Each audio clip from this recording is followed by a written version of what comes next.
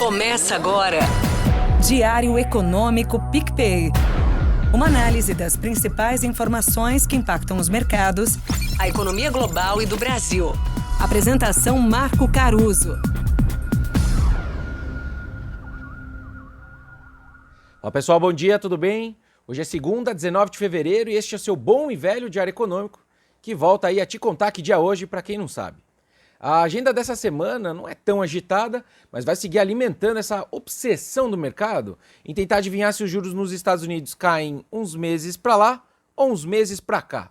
Desde a reunião de política monetária do Fed lá de janeiro, os banqueiros centrais têm resistido às expectativas do mercado de cortes mais cedo nos juros. E os dados de inflação da semana passada foram todos na direção dessa cautela mesmo. É engraçado que foi o Fed quem foi dando corda para quem estava com essa visão.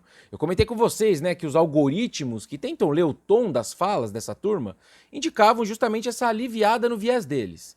E agora é o Fed quem está tentando segurar os ânimos. E parece que conseguiu. Eu estava dando uma olhada num índice de renda fixa global, que engloba títulos de vários países, e a valorização que a gente foi vendo desde meados de dezembro, quando teve uma reunião do Fed, agora se zerou. A leitura lá era que o Fed ia dar esse pivô na sua postura, e começar a sinalizar cortes, só que agora esse rally do pivô zerou. E essa semana tem a ata da última decisão de janeiro deles, que deve ir nessa tendência mesmo, mostrando essa resistência em cortar juros. Relembrando, eles mantiveram a taxa básica nessa faixa atual de 5,25%, 5,5% e sugeriram um cenário básico da maioria com apenas 3 cortes de 0,25 pontos percentuais ainda esse ano.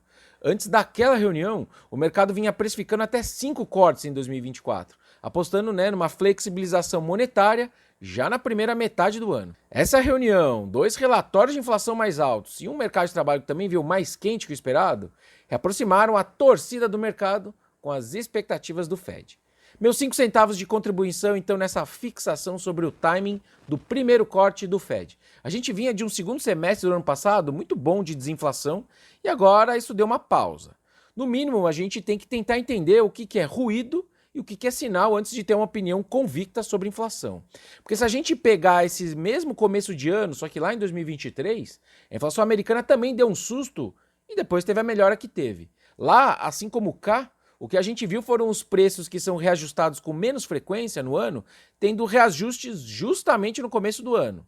Ou seja, parece ainda algo que pode ser concentrado nos mesmos itens de sempre. Então, como é preciso mais dados, o mercado foi para o que eu acho que hoje é justo, que é colocar a virada do semestre como cenário base para essa primeira redução do Fed. Internamente, o Bovespa conseguiu se descolar lá de fora dessa vez por conta do bom desempenho da Petrobras e da Vale, com o Brent e o minério de ferro que subiram aí entre 1% e 2% no acumulado da semana passada. E aí, com isso, o real conseguiu ficar praticamente estável contra o dólar. Além das commodities para cima, os nossos juros também deram uma estilingada na esteira desse externo, que também ajuda a moeda a ficar contida, E por falar em commodities, vale também a gente destacar o ritmo de colheita da nossa soja e do plantio do milho, que deu o que falar no noticiário nos últimos tempos, A colheita da soja já passou de 30%, está acima da média de 25% mais ou menos para esse período, com o Mato Grosso batendo praticamente 70% de colheita e o Paraná 50%.